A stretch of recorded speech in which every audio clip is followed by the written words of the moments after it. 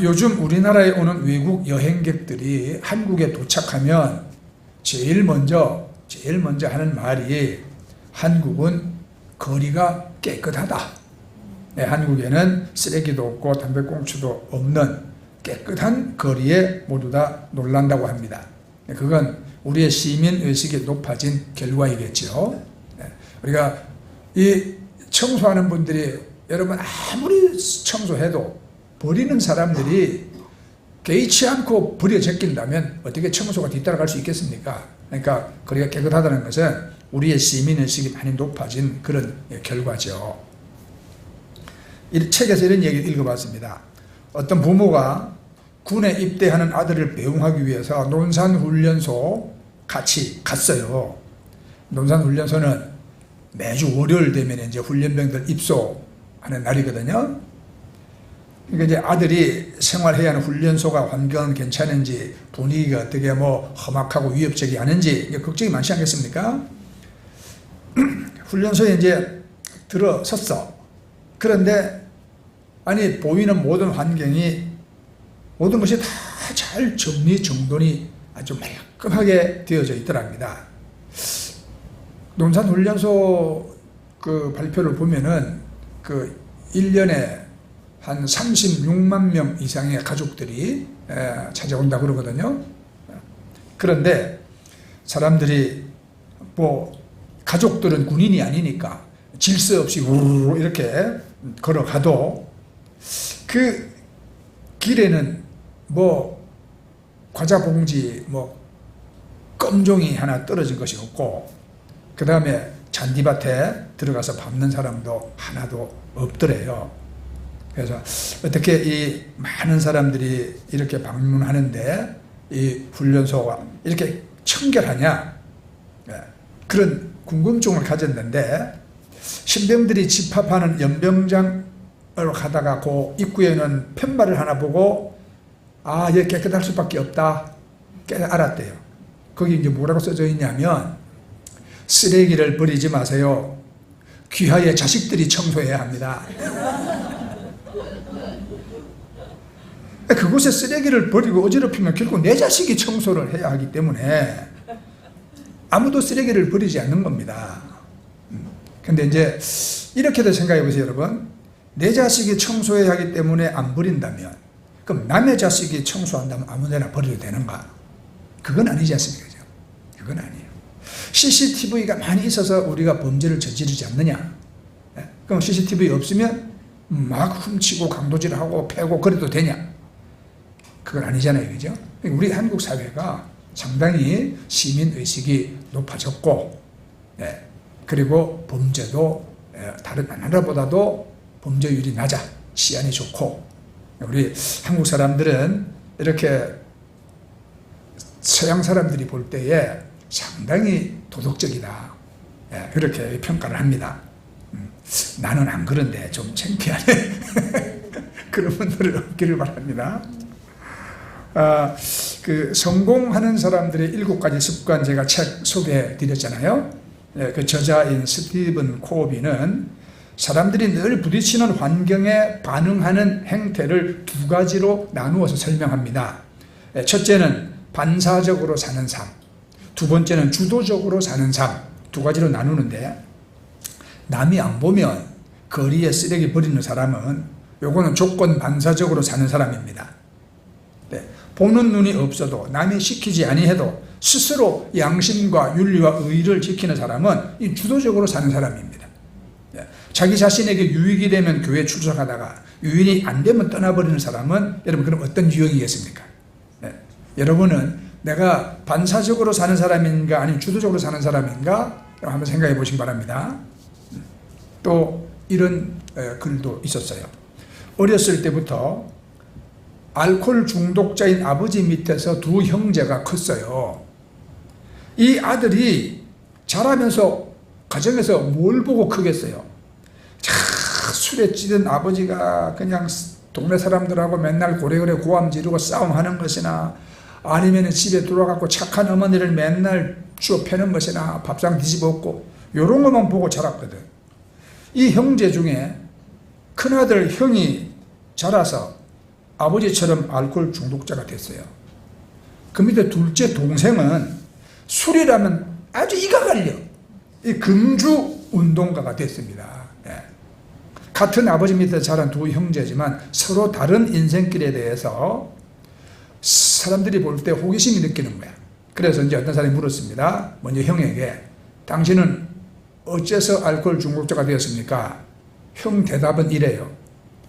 생각해 보세요. 그럴 수밖에 없잖아요. 내가 자라면서 배운 거라는 것은 맨날 술 사오라는 술 심부름에다가 그리고 아버지 술 마시고 그리고 막 술주정하고 폭행하는 거 그런 것만 보고 내가 자랐는데 그 피가 어디 가겠어요. 내가 알코올 중독자 되는 건 당연하지 않습니까? 그렇게. 근데 동생의 대답은 달랐어. 동생도 아니 그럴 수밖에 없지 않습니까? 내가 자라면서 보고 배운 것은 아버지가 술 마시고 주정하는 것 뿐인데 내가 어떻게 그 지긋지긋한 술을 가까이 하겠습니까? 내가 이 금주 운동가가 된 것은 당연한 것 아닙니까? 자, 여러분 똑같은 환경에서 자란 두 형제가 서로 극명하게 다른 대답을 하고 있지 않습니까? 우리에게서 무엇을 우리가 느낍니까? 두 사람 다 그럴 수밖에 없지 않습니까? 어떤 그 불가피성을 말했습니다. 그러나 한 사람은 환경에 지배당한 그런 무능한 인생을 살았고 다른 한 사람을 환경을 지배해버린 능동적인 삶을 살고 있은 것입니다. 이 두 형제의 서로 다른 모습은 오늘 우리의 모습일 수도 있습니다. 즉 환경에 짓눌려서 살아가는 사람이 있는가 하면 그 환경을 극복하고 더 좋은 멋진 환경을 만들어서 살아가는 사람이 또한 있는 것입니다. 우리 그리스도인들은 그럼 어떤 사람이냐? 우리는 환경이나 운명에 갇혀서 여러분 의미 없이 팔자 타령이나 하면서 살아가는 그런 사람이 아닙니다. 우리는 환경보다 더 큰 사람, 운명보다 더 큰 사람으로 우리는 살 수가 있는 것입니다. 예수님은 말씀해서 우리에게 예수님은 변화시키는 예수님이잖아요. 물이 변하여 포도주가 되는 기적을 행하신 그 예수님이에요. 예수님 만나면 여러분 죄인이 회개하고 의인이 됐습니다. 병든 자가 나음 받아서 건강한 사람이 됐습니다. 귀신에 매여 있던 자들이 다 해방을 받고 여러분 자유하게 건강한 모습으로 살아가는 사람 변화됐습니다. 배고픈 사람은 배부르게 먹고도 12광주를 남는 기적도 체험했고 병든 사람은 고침받고 예수님 만나면 다 우리가 변화됐어요. 자기에게 주어진 자기 그 한계를 모두 다 극복하고 여러분 더 나은 사람, 더 큰 사람으로 살아간 것이 바로 그리스도인들의 역사입니다. 이것이. 자, 우리가 오늘 성경을 보면은 베드로가 고기 잡겠다고 갈릴리 호수로 나갔다가 실패하고 돌아옵니다. 실패하고 돌아와요. 한 마리도 못 잡았어요. 그럴 때 마음이 얼마나 참담하겠느냐. 그렇죠. 스스로 자기를 많이 자책했을 거예요. 자책했어요. 아이 바보 쪼다야. 네가 고기 잡은 세월이 몇 년인데 초짜도 아니고 이렇게 네가 고기도 못 잡다니. 스스로 막 자책을 하고 또 걱정이 많았을 거예요. 하루부로 하루 먹고 사는 사람들인데 또 빈배로 들어가면 이것도 딸린 식구들은 또 어떻게 해야 되나 걱정도 많았을 거예요. 그러니까 이 베드로는 실패하고 자기 자신을 용납할 수가 없었겠죠. 특히 생각해 보세요. 나라는 인간은 도대체 어떻게 돼 먹은 놈이냐. 예수님을 배반하지 않겠다고 예수님과 죽는 자리에까지 함께 가겠다고 큰 소리 쳤는데 내가 그 주님을 3번이나 모른다고 참 내가 부인을 하다니 생각할수록 이게 못난 거야 자기는. 그죠? 그 갈릴리 호수에 배 띄우고 고기를 잡았지만 여러분 고기 한 마리도 못 잡고 기가 막히잖아요. 이거는 이제 내가 평범한 어부로도 내가 살 수가 없는가. 주님의 제자로도 실패했고 고기 잡는 어부로도 실패했고 이 베드로의 망가진 상황 여러분 이해할 수 있습니까? 3절에 나는 물고기 잡으러 가노라 그러나 이 밤에 아무것도 잡지 못하였더니 그런데 그렇게 실패한 베드로 삶의 현장에 예수님이 찾아오셨습니다. 그들은 피곤에 지친 인생이었고 더 이상 어떤 희망도 포부도 갖기 어려운 형편이었잖아요. 근데 예수님이 가까이 찾아오셔서 자, 우리 인생살이를 주님은 여러분 도와주십니다. 망가진 나를 다시 이렇게 세워주기를 주님은 원하십니다. 여러분들이 삶의 어떤 고통과 괴로움을 겪고 계신다면 이때가 바로 주님을 만날 때고 주의 도우심을 받아야 할 때인 것을 믿으시기 바랍니다. 네. 그 찾아오신 주님 앞에 제자들은 자기들의 그 무력함을 겸손히 고백하잖아요. 네. 아무것도 잡지 못하였나이다. 이건 여러분 베드로만의 고백이 아닐 거예요. 예수 떠난 모든 심령들의 한결같은 고백입니다. 사람들은 일생 동안 뭘 잡으려고 발버둥치며 살아가지 않습니까? 재물을 모으려고 그러지요. 권력을 잡으려고 하지요. 명예를 얻으려고 애쓰지요. 근데 뭐 노력 여해에 따라서 일시적으로 뭔가 붙잡는 것 같으나 결국은 여러분 떠날 때 우리는 빈손으로 세상 떠납니다. 이 세상에 가지고 온 것이 없을 때 아무것도 가지고 가지 못한다고 말씀했잖아요. 사람은 평생 애쓰고 무언가를 잡아도 결국 남는 건 뭐냐? 이제는 나이 들어 늙어가고 힘 빠지고 남을 의탁해야 하는 그런 노쇠한 몸. 살아보면 아무것도 아니에요. 그 허무. 그리고 이제 시시각각 다가오는 죽음밖에 없잖아요. 잡은 것이 아무것도 없나이다. 이 고백이 우리 인생의 현실이고 우리의 실존인 것입니다. 자, 그런데 우리가 내 인생은 참 빈 그릇이다. 이런 빈 그릇일 때 우리가 예수님 만날 기회가 되어지는 것입니다. 우리가 인생을 살다 보면 육체적으로 약해질 때도 있고 세상살이 실패할 때도 있습니다. 넘어질 때 있지요. 그러나 그때 낙심하고 좌절하고 포기해야 되는 시간이 아니라 우리 인생의 본질로 돌아가야 할 때인 것입니다. 그때는 예수님을 만나야 할 때예요. 우리도 예수 믿고 우리도 실패할 수 있고 우리도 고통을 당할 수 있습니다. 어느 누구도 이 세상에 사는 한 예외일 수 없습니다. 근데 어쩌면 우리 기독교인들은 하나님 모르는 비기독교인들보다 더 힘들 수 있어요. 우리는 그래도 양심 바르게 살아야 하고, 그죠? 우리들도 똑같이 육체의 한계를 지니고 살지 않습니까? 그런데 우리 기독교인들은 고통을 희망으로 변화시킬 수 있는 힘이 있는 사람들입니다. 왜? 내 안에 그리스도 예수가 계시기 때문에. 바울 사도는 내가 사는 것 아니요 내 안에 예수께서 사신다. 그렇게 말했잖아요. 그래서 그에게 다가오는 온갖 여러분 위협과 고난과 박해와 그 악한 환경을 바울은 이겨나간 거예요. 그 자기 삶을 통하여 증거된 것이 무엇입니까? 우리가 우겨쌈을 당하여도 쌓이지 아니하고 거꾸로 땜을 당하여도 우리가 망하지 아니한다. 우리가 아무것도 가지고 없는 것 같으나 실상한 모든 걸 다 가진 자다. 우리가 이름도 없는 무명한 자 같으나 지금은 사실은 참 유명한 자예요. 그게 그 안에 계신 예수님과 함께 여러분 다 극복하고 살아온 바울의 체험에서 나온 고백이고 간증인 것입니다. 그래서 우리는 운명을 바꾸는 사람, 팔자를 바꾸는 사람, 누구를 잘 만나야 팔자 바꿔지는 게 아니에요. 예수님 만나야 팔자 바꿔지는 거지. 아시겠어요? 우리는 내게 주어진 한계를 극복하고 내 살아 삶의 환경을 우리는 바꿀 수 있는 사람들이에요. 아멘. 자, 그래서 우리는 더 커져야 하는 것입니다. 지난 주일 말씀 기억하시죠? 네. 그런 만큼 남긴다. 그런 만큼 누리고 사는 거예요. 하나님은 그래서 우리에게 뭘 많이 주시기보다 우리가 더 큰 그릇 되기를 원하시는 것입니다. 큰 그릇 되어야 하나님 많이 담아주시죠. 그래서 우리는 큰 사람이 되어야 합니다. 근데 이제 무엇을 바꾸고 우리가 무엇보다 더 큰 사람이 되어야 하냐? 여러분들이 우리가 살다 보면 좋은 사람만 만나는 게 아니잖아요.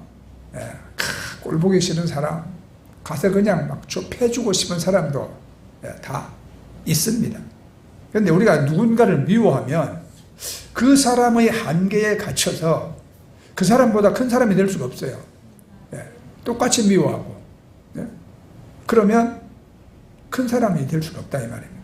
그러니까 인간 승리에 반드시 필요한 일이 용서하는 일이고 또 용서받는 일이라 그랬어요.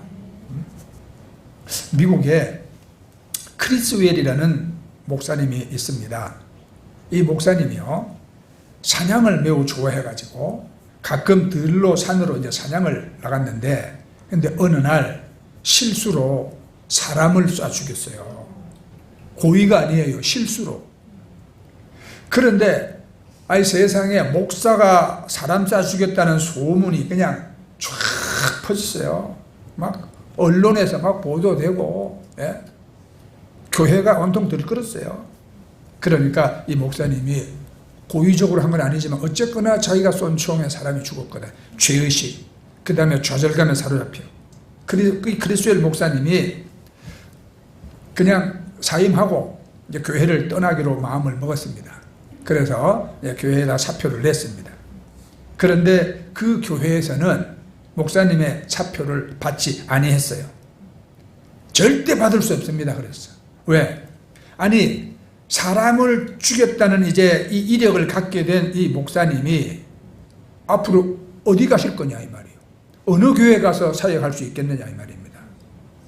우리 교회에서 이 목사님을 용납하지 않으면 이 목사님은 갈 곳이 없다. 그런 이유에서 목사님 사표 절대 우리 안 받습니다. 그랬어요. 그 후에 이 크리스웰 목사님은 43년간 그 교회에서 목회를 했고, 그동안에 그 교회는 미국에서 제일 은혜스러운 교회, 제일 큰 교회로 성장을 했습니다. 크리스웰 목사님은 특별히 예수 그리스도의 보혈에 대해서, 용서에 대해서 설교할 때마다 강단에서 눈물을 쏟으셨대. 예. 자기도 용서받은 자거든요. 예. 여러분, 그래요. 우리가 용서받은 자만이 용서할 수 있고 사랑받은 사람만이 사랑할 수 있습니다. 네. 우리 사모님이 나보고 참 사랑이 없는 사람이라 그래. 당신은 사랑을 할 줄 모르는 사람이다 그래요. 네. 그 말에 나는 전혀 부정 안 합니다. 일부 동의합니다. 왜냐하면 내가 자라온 성장 과정이 참 사랑을 못 받고 내가 외롭게 사는 사람이거든요.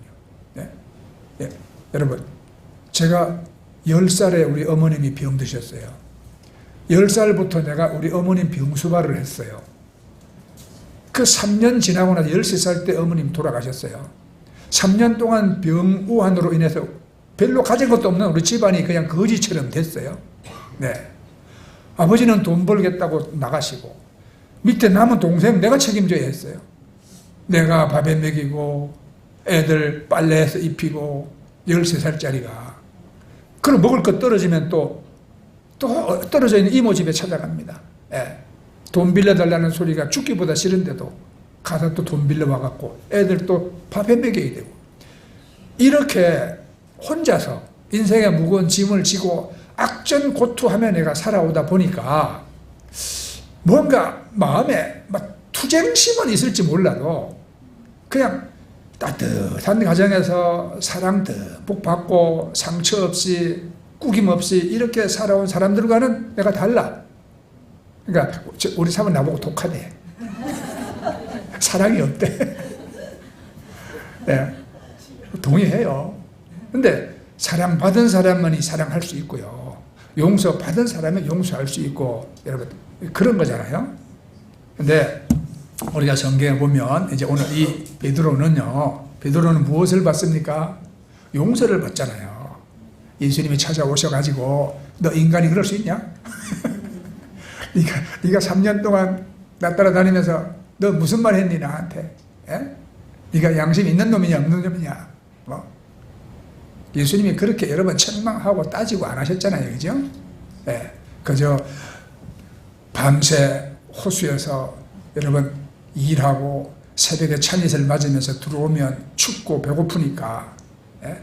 따뜻하게 불 피워놓고, 그리고 빵도 구워놓고 생선도 굽고, 예? 피곤한데 와서 밥 먹자, 예? 그리고 부르시잖아요. 이게 여러분 주님의 사랑이고, 그 여러분 과거 어쨌든지 간에 묻지 않고 여러분 다 용서해 주시고 품어주는 우리 예수님의 그 사랑이지 않습니까? 그래서 우리는, 저와 여러분은 예수님의 사랑을 받았고 우리가 예수님의 용서를 받은 사람들입니다. 용서를 받은. 그러니까 그 베드로를 찾아오신 그 주님이, 여러분 막 100마디 1000마디 말은 안 하시지만 베드로에게 이제 뭘 여러분 가르치냐? 예? 너는 지금보다 더 큰 사람이 되라. 네. 내 원수보다도 큰 사람이 되라. 환경에 짓눌린 사람이 되지 말고 환경보다 더 큰 사람이 되라. 실패를 딛고 일어서서 승리하는 큰 사람이 되라. 예수님 지금 그걸 말씀하죠. 여러분 모두 여러분을 괴롭히는 어떤 환경보다 더 큰 사람이 되시길 바랍니다. 여러분을 괴롭히는 어떤 사람이 있다면 그 사람보다 더 큰 사람이 되시기 바랍니다. 자, 그래서 사람들은 살다 보면 실패를 할 수 있고 저마다 우리가 실패를 다 두려워하죠. 근데 성공을 하는 사람들은, 여러분 실패를 안 겪고 성공한 사람이 별로 없습니다. 그래서 과연 실패는 성공의 어머니가 될 수 있습니다. 그 실패가 내게 좋은 자산이 될 수 있고 또 좋은 경험이 될 수 있다는 뜻이죠. 그래서 그 영국의 수상이었던 처칠은 이런 말을 했어요. 우리가 정말 두려워해야 할 것은 실패가 아니라 두려워하는 마음이다 그랬습니다. 예수님은 내가 실패한 자가 되었다고 나를 버리거나 우리를 배척하지 않습니다. 오히려 나를 더 불쌍히 여기시고 찾아와 주시고 만나 주십니다. 네? 아브라함 링컨은 5번 선거에서 패배했어요. 인생의 그 처절한 실패를 숱하게 경험했음에도 불구하고 마침내 대통령이 됐습니다. 그리고 링컨은 이렇게 말합니다.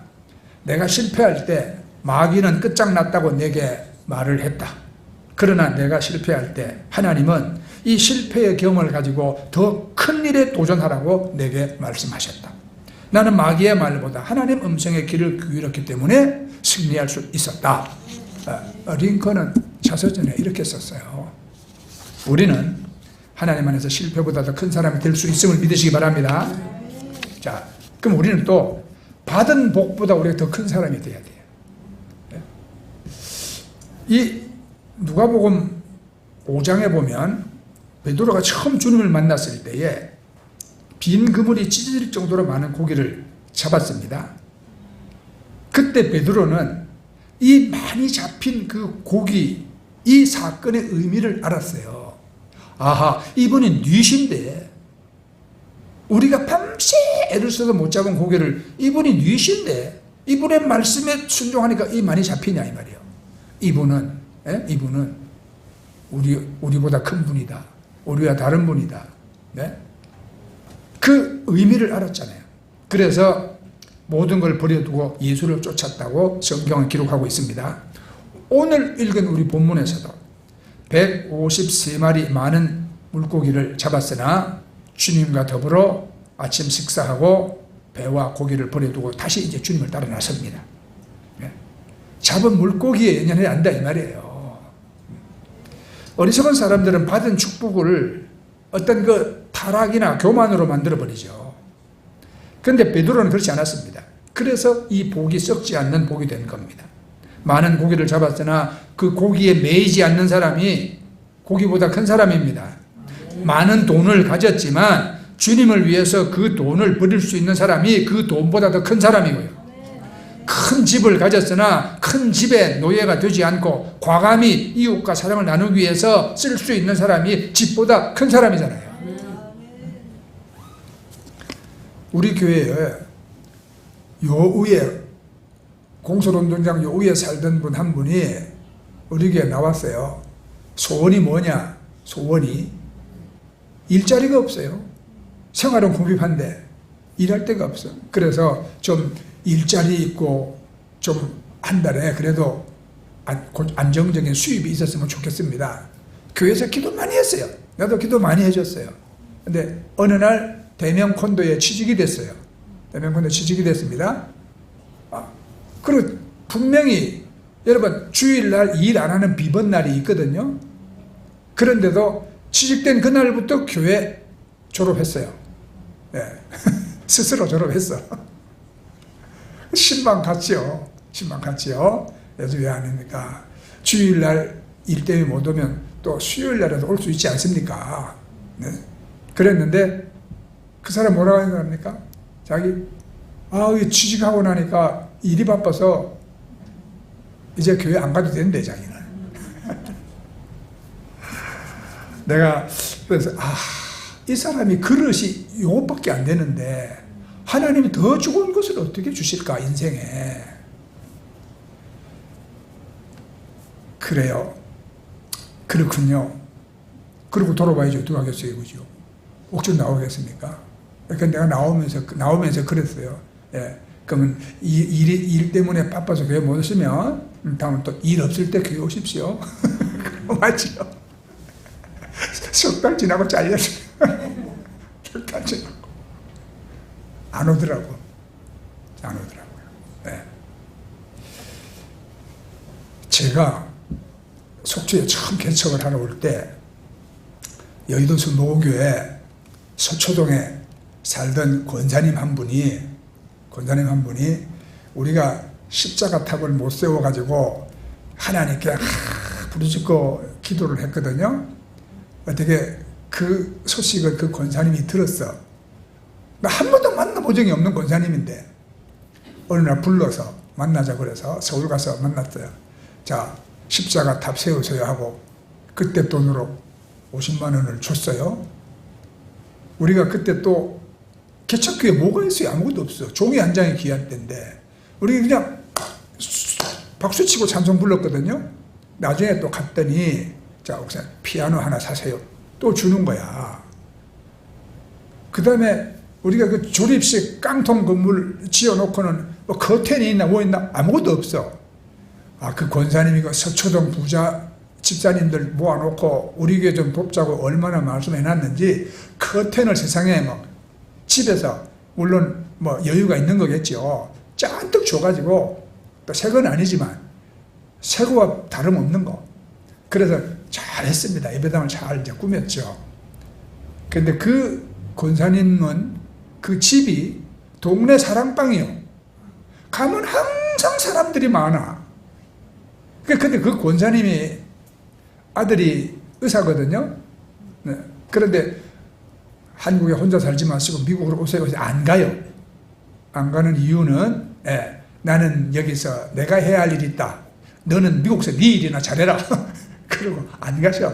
여기 해야 될 일이 뭐냐면 그 권사님은요. 구역 식구들 돌보고 전도하는 게 그분 일이야. 그러니까 그냥 구역에 무슨 일이 생겼다 그러면 권사님 앞장 가서 뭐 신방 가고 또 기도해주고 도와주고 살 길을 찾아주고 해결해주고 이런 분이거든요. 그 집에는 항상 사람들을 불러가지고 밥에 먹이고 이러고 전도하고. 그러니까 보세요. 어느 날 그 권사님이 나한테 기도 부탁을 하더라고. 이제 내 기도할 때마다 내 기도 제목을 꼭 기억해 기도해달래. 내가 받은 바가 많으니까 권사님 내가 꼭 기도하겠습니다. 그러니까 지금 사는 집보다 하나님은 내게 더 큰 집 주기를 나는 원합니다. 하나 더 큰 집 하나님 허락해달라고 꼭 기도해 주세요. 내가 생각할 때 식구도 없이 사는 권사님이 이만하면 크지 뭐 큰 집이 더 필요한가. 근데 권사님 연세 드셔갖고 큰 집 살면 더 고생이라 그러던데 왜 그 큰 집이 필요합니까 하니까 권사님이 아니요, 여기 내가 집이 더 커야 우리 집에 더 많은 사람들을 불러 모으고 여기서 구역 예배뿐만 아니라 막 조예배도 드리고 막 이럴 수가 있다는 거예요. 그러니까 자기를 위해서 큰 집을 구하는 게 아니었어요. 그래서 내가 그 권사님 새벽마다 이렇게 새벽마다 됐어요. 그때 서초동 우성아파트 단지에서도 제일 넓은 집으로 가시더라고. 네, 하나님이 복 주시니까. 여러분, 내가 그래서 마음이 크다는 게 뭐냐, 도대체 큰 사람이 뭐냐 하는 거를 나는 그 권사님 보고 배웠어. 여러분, 우리가 어리석은 사람들은 조그마한 거 주면은 그 축복을 가지고 교만 떨거나 아니면 타락해버리고 말아요. 네, 오늘 베드로는 여러분 잔뜩 고기 잡았지만 이 고기에 마음 두지 않고 여러분 더 큰 주님을 따라갑니다. 그리고 더 큰 일을 합니다. 그렇죠? 이제는 정말 말씀하신 대로 고기를 잡는 어부가 아니라 사람을 낚는 어부로 바뀌는 거죠. 위대한 사도로 되는 겁니다. 여러분. 그래서 우리들이 성령 받고 여러분 하나님의 은혜를 받으면 옹졸했던 마음이 우리가 자꾸 그릇이 이제 커져야 돼. 왜냐하면 하나님은 광대무변하신 하나님이거든요. 우주를 만드신 하나님이거든요. 네? 갈릴리 호수를 벗어나보지 못한 제자들에게 주님 뭐라고 말씀했어요? 너희가 유다와 사마리아와 또 땅끝까지 이르러 복음 전하라. 갈릴리 호숫가를 뱅뱅 돌고 살았던 그 사람들에게 땅끝을 제시하시는 우리 예수님이거든요. 자, 이런 얘기하고 마치겠습니다. 여러분, 제가 언젠가 이런 데 말씀드린 적이 있어요.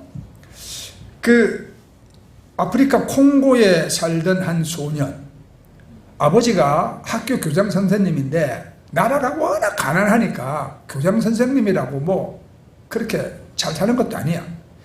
그 주변은 마을 사람 너무 가난해요. 그런데 인근에 병원에 가려면 150km를 가야 돼. 150km를. 그래서 쉽게 나을 수 있는 병도 응급조치를 못 받아가지고 죽는 경우가 많았어요. 그렇게 죽는 모습을 보면서 이 소년이 너무 마음이 아팠어. 내가 나중에 의사가 돼가지고 큰 현대식 병원을 내가 세워서 사람을 살려야 되겠다. 이런 소원을 가졌습니다. 근데 그 소원은 거의 성취 불가능한 거야. 왜? 너무 가난하기 때문에. 아프리카 콩고라는 나라가 너무 가난했기 때문에. 그런데 상황은 그렇게 절망적이었지만 이 소년은 남다른 점이 하나 있었어요. 그거는 하나님을 신뢰한다는 거야. 하나님을 축복의 하나님으로 알았다는 겁니다. 그래서 그 축복의 하나님께 담대하게 날마다 기도합니다. 하나님, 제가 이곳에 큰 병원을 세우게 도와주세요. 자, 그렇게 날이면 날마다 기도하는데 기도한 이후부터 신기한 일이 일어납니다. 마음의 꿈이 점점 커지는 거야. 그런데 꿈이 커진과 함께 키가 크기 시작해. 키가 이 키가 무슨 대나무 크듯이 그냥 쑥쑥 자꾸 자라는데 어느 날 190cm가 넘고 그 다음에 2m가 넘었어. 2m 10cm가 넘었어. 마침내 2m 18까지 자랐어요. 그런데 하나님의 도우심으로 미국의 조지타운 대학 프리 메디컬, 그러니까 이제 의과대학 그 앞에 예과죠. 장학생으로 입학을 하게 됐습니다. 이제 자기 꿈은 의사가 돼가지고 이제 교육하는 게 꿈이었는데 대학교 2학년 때요. 그 대학교의 농구 코치가 보니까 웬 전봇대가 앞에 걸어가고 있거든. 불렀어요. 야, 네가 농구하면 딱이다. 그럼 너 농구 한번 해봐라고 권했죠. 그 농구팀으로 이제 들어왔습니다. 이때부터 농구에 입문을 해가지고 농구를 시작하는데 웬 또 잘하는 거예요. 운동신경이 있어가지고. 그래서 마침내 대학팀도 잘 마치고 미국 프로농구 최고 선수가 됐습니다. 그 이름이 디켄베 무톰보라고 아주 유명한 선수죠. 이 선수가 나중에 자기 이제 조국에 병원을 세우는데 1,500만 달러, 요즘 우리 환율로 계산해 보니까 이제 207억 5천만 원 되더라고요. 그걸 기증합니다.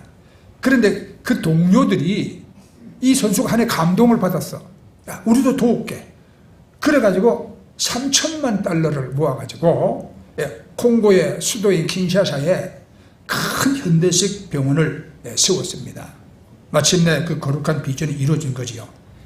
사람들은 이 선수를 단순히 성공한 농구 선수가 아니라 그 도시 킨샤사의 성자다. 자, 이렇게 부릅니다. 자, 마치겠습니다. 여러분, 성경에 수많은 사람들도 하나님을 만난 후에 자기 자신의 능력이나 자기가 가진 자원보다 더 큰 사람이 다 됐습니다. 우리 모두 우리가 그렇게 살 수 있다는 사실을 믿으시기 바랍니다. 근데 문제 없는 사람이 어디가 있어요? 노아도 술에 취해가지고 망신을 떨었고 아브라함도 거짓말로 여러분 아내에게 상처를 준 적이 있습니다. 다윗도 실수했고 모세도 약점 많은 사람이었어요. 예? 베드로도 기질적으로 문제가 많은 사람이었지 않습니까? 예수님 부인하고 배반까지 했습니다. 그런데 예수님은 그런 베드로를 찾아오셨습니다. 그리고 축복해 주셨어요. 마침내 그를 사람 낳는 어부요, 여러분 전 세계 뛰어난 예수님의 수제자로서 위대하게 사용하셨지 않습니까? 예, 그래서 우리도 여러분 이 예수 그리스도 성령 받고 여러분들의 마음의 그릇을 여러분 키워나가세요. 내 믿음이 크게 해달라고 기도하세요. 내 마음대로 안 되는 게 나기 때문에 하나님의 은혜가 도우심 필요한 거예요. 하나님, 내가 지금보다 더 큰 사람 되기를 원합니다. 큰 그릇 되기를 원합니다. 많이 담고 많이 나누는 사람 되기를 원합니다. 그것이 여러분들의 이 하반기 여러분 기도의 제목이 되시기를 예수님 이름으로 축복합니다. 아멘. 자, 우리 찬양하고 기도하겠습니다.